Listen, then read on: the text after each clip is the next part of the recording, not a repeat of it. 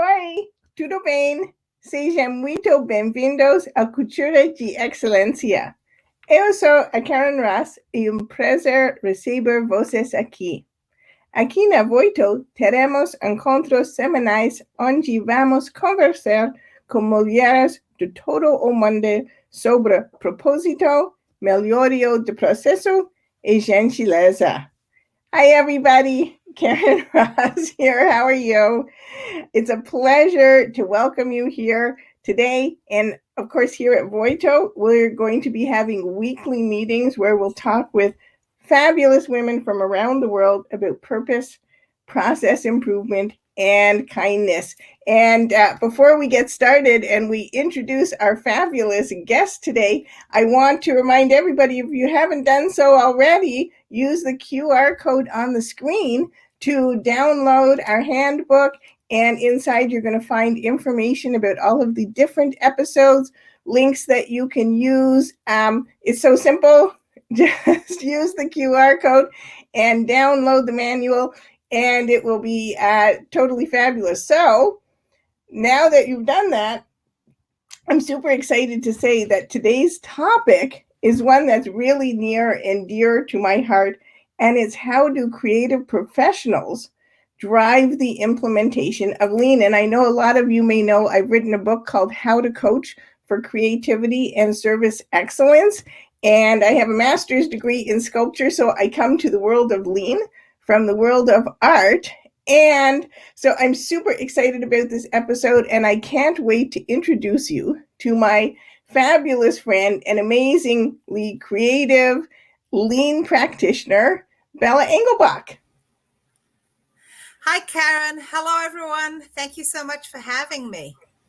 So happy you're here, Bella. Can you tell us a little bit about yourself and how you have creativity woven through all of your lean work as well? So, well, thanks for the question.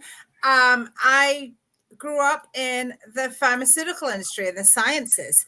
And of course, that is an industry that's all about creativity. It's about innovation, bringing new medicines to the world. So I was always very interested in innovation and at the same time implementing lean and lean thinking and continuous improvement in my organization. So now I work for myself. And so I have this marvelous opportunity to combine two pieces of my training, which is my lean training and experience with creative problem solving training and experience. And what's really cool about that, Karen, as you know, is that these two things really go together well. But we don't always, in traditional lean training, or if we're doing creativity training, think about them going together well. So I'm really happy to do that. I did also write a book about which is called Creatively Lean, and it really focuses on people who are in that middle management part of the organization. It's actually a novel about a woman who is trying to find her way through problems in her organization and learning to be creative and use lean thinking at the same time. And part of my creativity is that I started a podcast, and the podcast is called The Edges of Lean, because I want to explore all the things that we don't necessarily think of as being at the center of lean or continuous improvement. So those are some of the things that I'm working on right now. I love it. And a number of years ago, Bella and I met at a conference, and I was the keynote speaker, and it was a conference about lean product development. And as soon as I saw Bella, I thought, oh my goodness, like this person is going to be my super good friend. And she's so creative. And it all turned out to be true. So we're going to start the show the way we always do, with just some questions, and then in the next we'll move on from student questions. So here's our first question. You know, creativity is such a broad topic, and so many people think about it in so many different ways. What does creativity mean? How would you define it, and how can we use it strategically in our work? Wow. So I define creativity as novelty that's useful. So novelty means coming up with something new, but it's becomes creativity when it becomes useful. So that immediately takes us into, and we'll talk about this in a few minutes, the fact that you actually need two major types of thinking to generate creativity. So one is that coming up with a new thing, and then the other is what do you do to actually make it useful? So when you're thinking about that strategically in an organization, one of the things that we sometimes do is we think, well, we want to have innovation, so let's drive innovative thinking, which that means coming up with lots of ideas, and then you create some kind of a system to manage the ideas, which usually isn't very effective.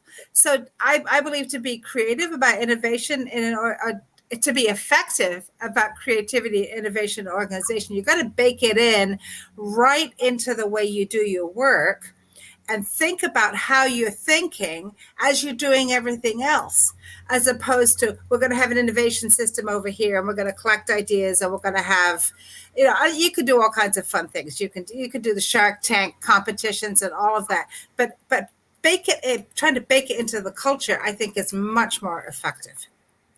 I absolutely love that. And actually, it goes perfectly into our next question, because oftentimes when people think about lean, we think about standardization, right? Which people often think is absolutely the opposite of that creativity and that innovation, that we can only do things exactly the same way every time. So how do we balance that idea of standardization and repetitive processes with this idea of creative thinking and innovation and strategy of moving forward? Aren't they like totally opposed to each other? So Karen, I think I've told you this, but I cannot tell you how many discussions I've had in the break room about this, right? And the people who are very much about standards, and standards are extremely important, is saying exactly that. Well, we can't do the creativity stuff because we have standards. But let's take a step back for a minute. So if you have a standard that is any good at all, that works for you at all, you have to have actually come up with the idea for the standard, right? So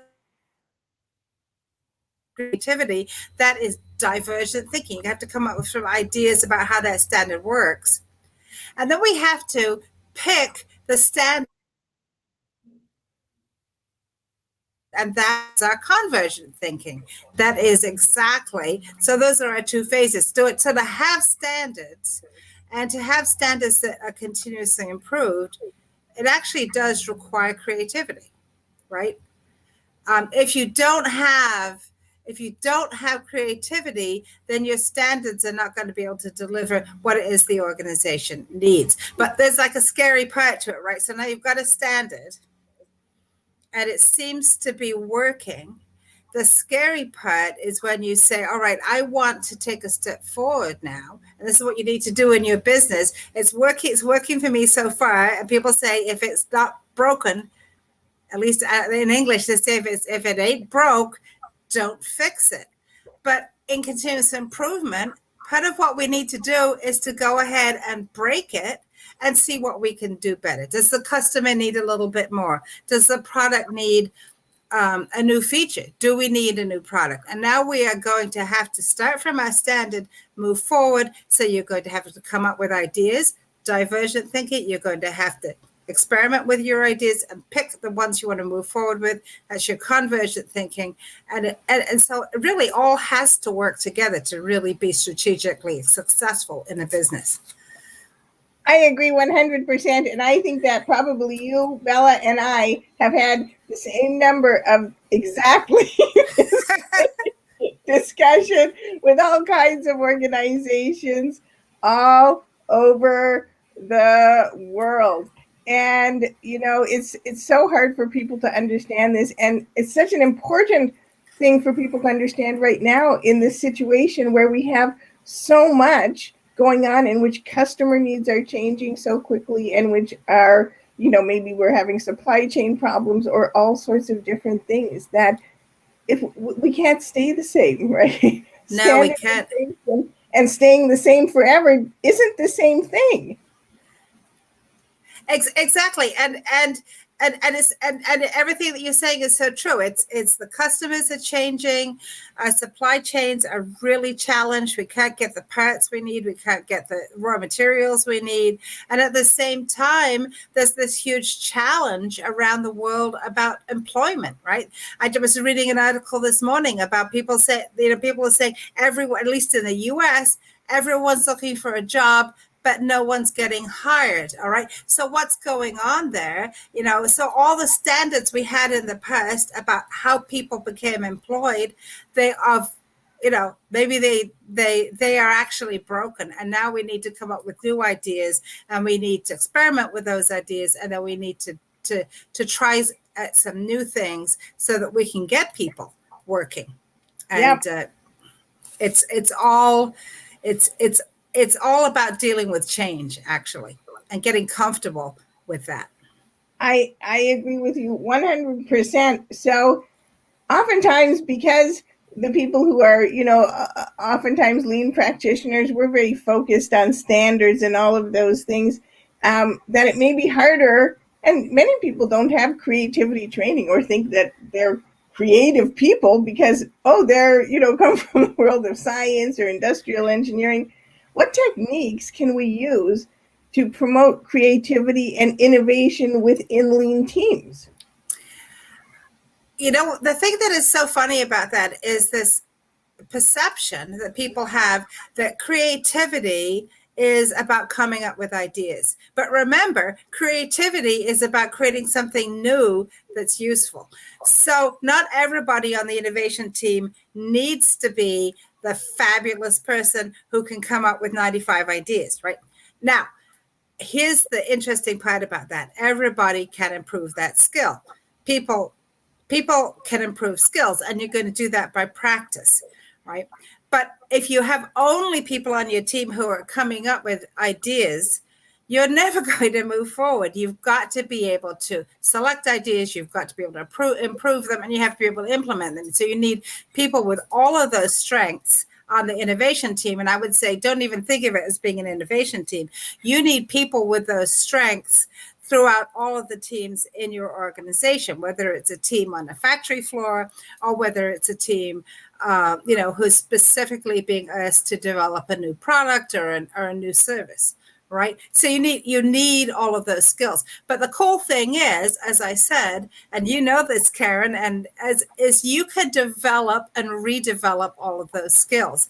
And this is one of the things I love about Karen is she's really great at saying, and we should all take it to heart, that just because somebody told you once that you can't do something, that doesn't mean you can't do it. Go ahead and try.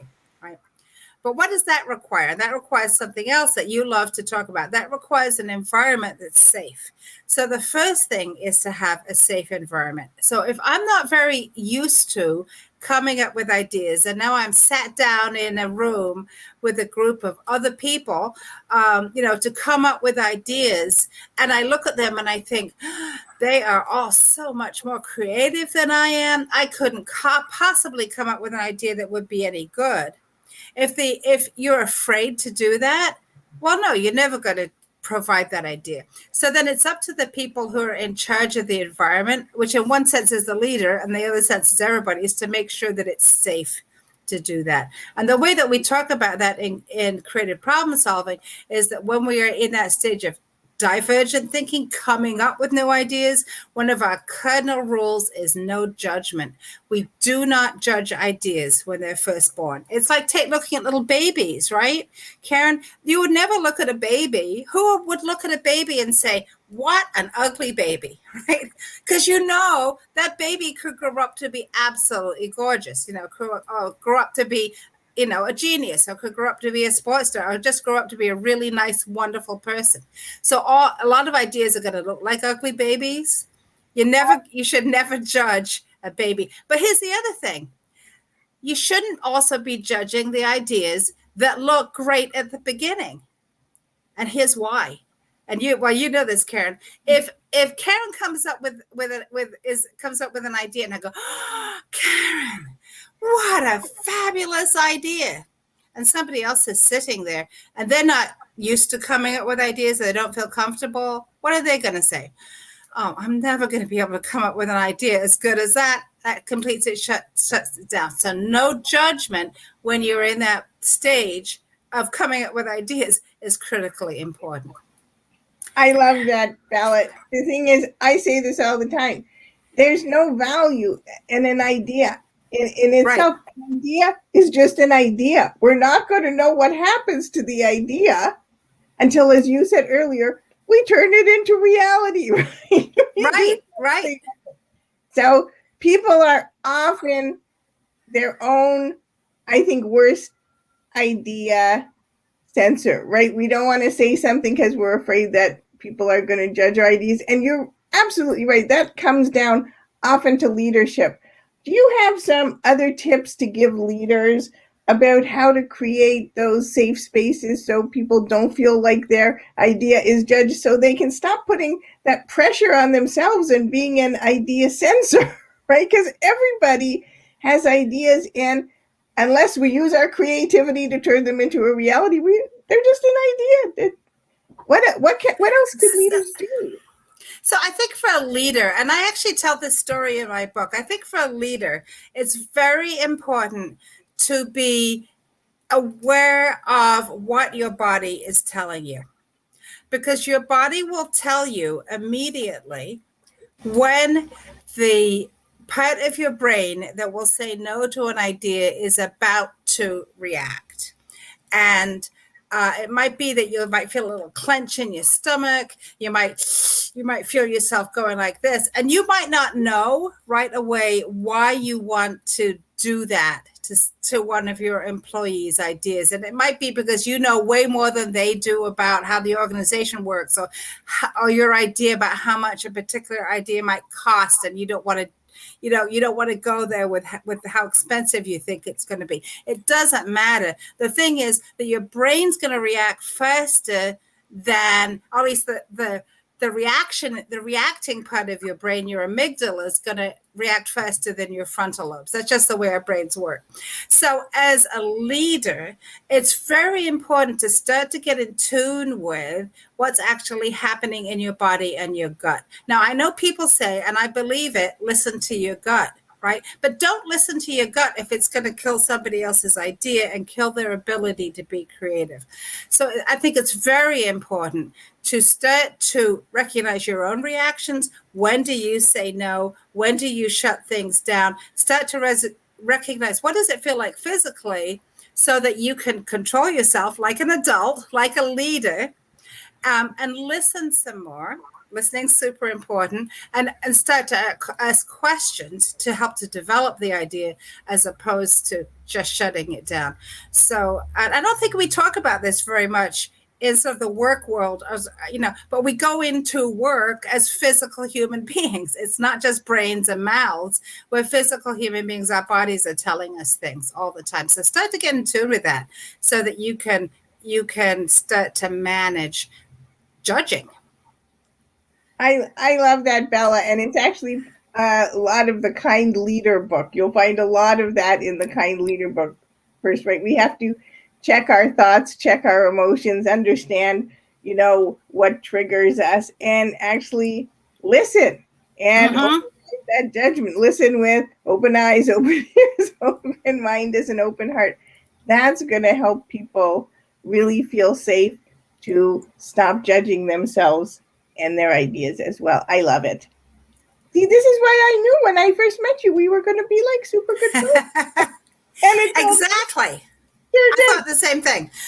Yes. All right. So we're going to turn to part of my favorite section of these web series, which is where we take some questions from Voitto's fabulous students, because they always have like such amazing questions. And how else are you going to learn as a student without asking a question? So here's the first one. Having different types of people on the same team really helps with diversity and innovation. So what tips would you give to leaders for how to define strategies to create more diverse teams? And I know this is something you're super passionate about, Bella. So I already talked about the need for diversity of skills, right? So, if you want a creativity team, don't stock it all with with ideators, because you'll just end up, with ideas that don't go anywhere. And it's easy to say, well, I need people of different genders. I need people of different backgrounds. All of that is really incredibly important. I think when you're thinking about lean and you're thinking about process, is to really ask the question, do we have the people in the room who represent the whole process? And I'm sure you've talked about this before on this series, and if you haven't, you will. And so what does that mean? You want to include some suppliers. You want to include the person, I always think this is very important. If you, the administrative assistant, the person who is sitting there moving things around and nobody ever asks them what's going on. If it's a physical process, you want to include the janitorial staff, right? Who's cleaning up after you?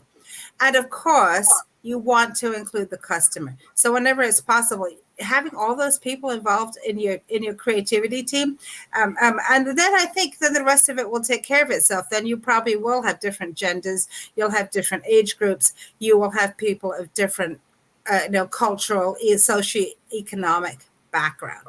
But then the other thing, now you get all the people in the room, right? So when we talk about diversity, the other piece that goes with that is inclusion. So what if you bring the janitor, the person who's cleaning up, right, into this room? You want them to be comfortable delivering ideas, but they may feel that they're not allowed to do that. So you're going to make it very clear, and you're going to actively include them. And when they say something, you're going to ask them a question about it in a respectful way, and you are going to ask their opinion, and you're going to keep working on including, as opposed to just getting them in the rooms only an eighth, a tenth of what you're going to do. Now you have to work on those inclusion skills. So this is one of the things that I think is really cool about doing lean in an organization and doing it as a strategy. So if you have, and honestly, I don't know how it works in Brazil, but in the US, we have all of these diversity, equity, and inclusion initiatives where you have the people who are doing that. Go and talk to them, get some ideas from them about how you build your inclusiveness skills so that you can build that great team. I love that, Bella. Such fabulous, fabulous, fabulous tips. And when you think you've included everybody that you can, it's always good to take your list to someone else and say, can you think of anybody we might possibly have left Oh my out? gosh, I know. I'm famous for it. I had a couple of times I got in big trouble actually in my former job because I don't know why I forgot somebody, but somebody should have been there. I didn't ask, and it's easy to just make that mistake. Of course, because we're human beings, and human beings are not perfect, and we need each other. So question number 2 from the Voitto students: how can leaders use kindness to promote health of teams and creativity in teams? Wow. Well, we have Karen Ross here to talk about that. And I think we've talked about it. We talked about it a little bit, but again,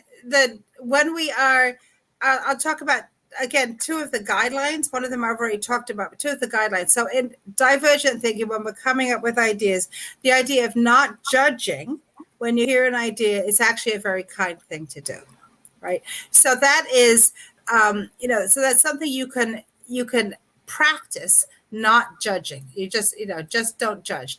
And then the other thing that you can do that is a kind thing to do, and I think it was alluded to perhaps in the other questions, we have people who have different social styles. So some people are very comfortable getting in a room and just generating ideas and throwing them out, and they sort of don't care if people like their ideas or they don't. And other people are quieter, more introverted. So what would be kind would be to create some space for your introverts, right? So take a little longer. Make sure that if you're having a discussion, it's not all a noisy discussion. Sometimes you're having some time when people are writing quietly so they can share what they've written, as opposed to everybody shouting on top of each other. So kind things to do are to make sure that you're making space for people with different styles. Now, when you get to convergent thinking, which is, okay, what am I going to move forward with? How am I going to improve it? How does it actually align with the objectives that I'm working on? There's a marvelous way to be kind, and that is to use affirmative questions. And this is I think it's the coolest thing. So instead of saying, and hopefully somebody could translate this into Portuguese in the chat, but instead of saying, we can't do this because, I'll say, we can't do this because it's too expensive, right? All right, we just shut it down, but what if we looked at it and we said, how might we do this and manage the costs? Or in what ways could we do this very inexpensively? So when you're saying how might we and in what ways could we, what you're doing is, first of all, you're opening up possibility. You're opening the ground for more creativity. But you're also saying to the person who came up with the idea, your idea is worth doing some work on. And how much more kind could you be to somebody, but to say to them, hey, we're going to spend a little bit more time on this and come up with some ways to help your idea move along. So at least we could test it, right? Now, there may be a point where you test it and the data comes back and the data says, no, this isn't the idea for today, but maybe it's the idea for tomorrow, right? But the kind thing for the person is to be kind to their idea. And you're going to be kind to their idea by always asking affirmative questions rather than stating what's wrong with the idea. Bella, I love that. I love that. Be kind to a person by being kind to their idea. And I think so often we find that the same people's ideas are taken over and over and over. And again, maybe it's because they're the extroverts. Maybe they're the ones who consider themselves more creative, but really focusing on being kind to every idea. Every idea is created equal. When you try it out, right, is a super way to being kind to people. So what books or materials would you recommend to help students be more creative? Well, of course, you've got my book and your book, but there's so much out there now about creativity. The problem is a lot of it, apart from the work that you and I have done, and a couple other people, is not specifically lean. But an organization I want to give a huge shout out to is the Creative Problem Solving Institute at the State University of New York at Buffalo. Buff State, and they have a website that has a massive number of creativity tools for free. You can go there and just, you can pull down a tool for almost anything, for divergent thinking, for convergent thinking, for execution. It's a beautiful wealth of free materials out there. I think the other thing is, and I'm just going to shift aside, see which is the way. So I don't know if you can see this here. This is, Karen has in her office a sewing, painting, sculpture. I have my music. So I think the other thing is that in order to build your own creativity, you need to do things that are not work things. And that is because the best, most superb ideas come from the parts of your mind that are not necessarily the top of mind logical parts of your mind, right? So you want to feed all of that by getting involved in things that are not about your work. Do art, do music, play sports, do volunteer work that is entirely different from the work that you normally do, because that's when you start to see connections. You meet people with different viewpoints, and all of that feeds creativity, both divergence and convergence, because you could see how somebody else in another organization or another field is using an idea that might be similar to yours. So lots of ways to do that. And the first is, if you think you're not creative, stop thinking that. Just don't do it, because you are creative. It just might be that your strength is not ideation. Or it might be your strength's ideation, but it's not execution. That's okay. Hang out with somebody who does the other thing and learn from each other.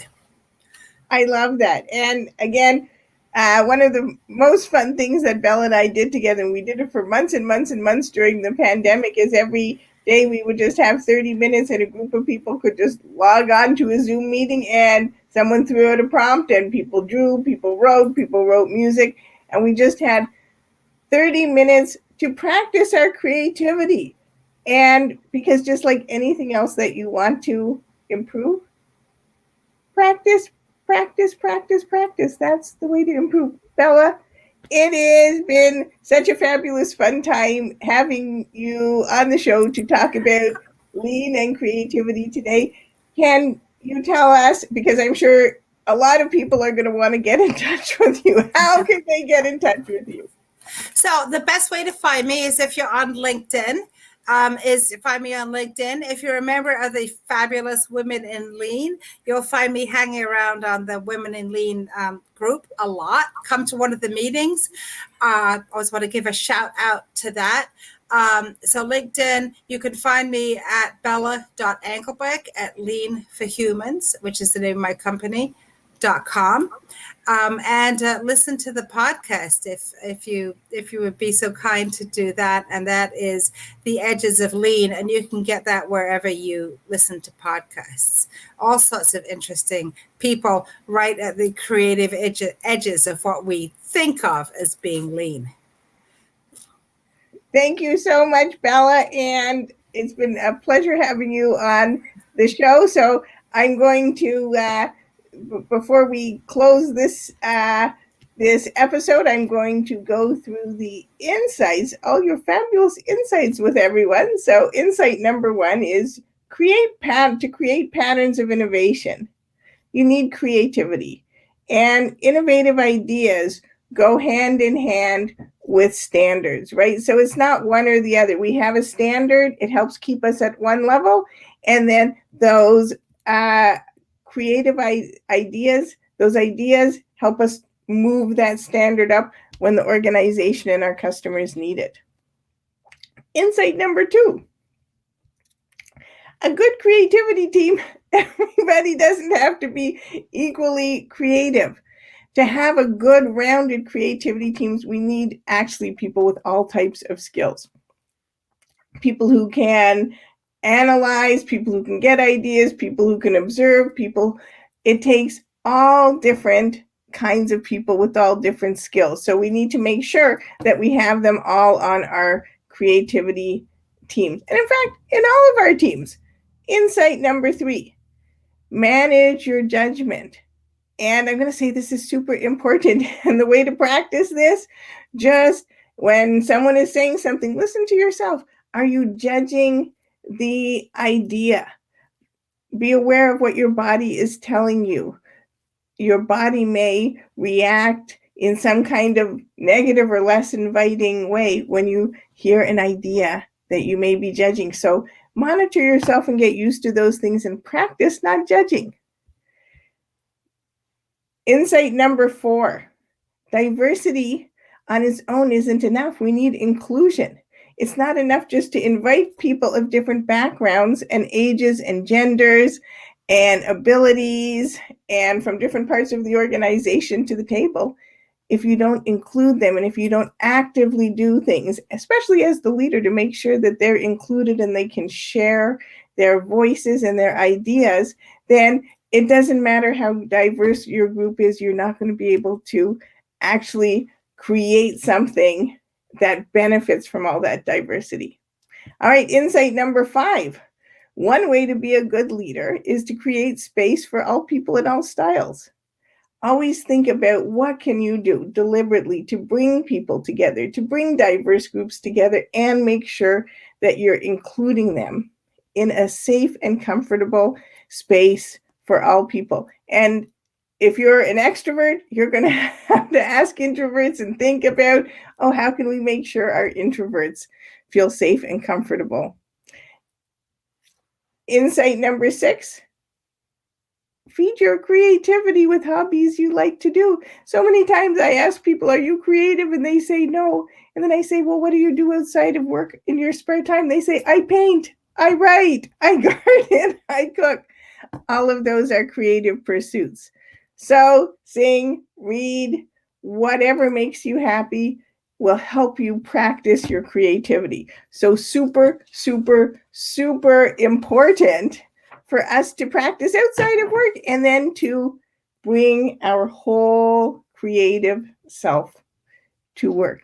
That's going to make sure we can give our best to our organizations, maintain the standards we have, and then when conditions change, just like they have now in COVID, we're able to create what our customers need and what our organizations need. Well, everyone, that's it for this week's episode of Cultura de Excelencia. Thank you for joining me and my fabulously creative friend, Bella Engelbach.